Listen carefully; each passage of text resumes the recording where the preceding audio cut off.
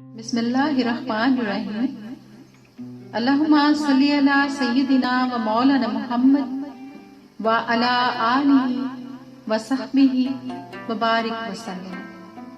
السلام علیکم ورحمۃ اللہ وبرکاتہ.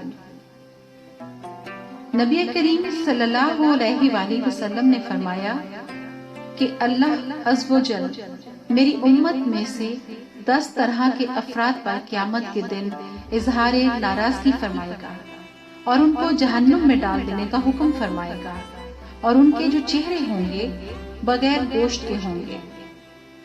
عرض کیا گیا یا رسول اللہ صلی اللہ علیہ وآلہ وسلم وہ کون سے 10 لوگ ہوں گے؟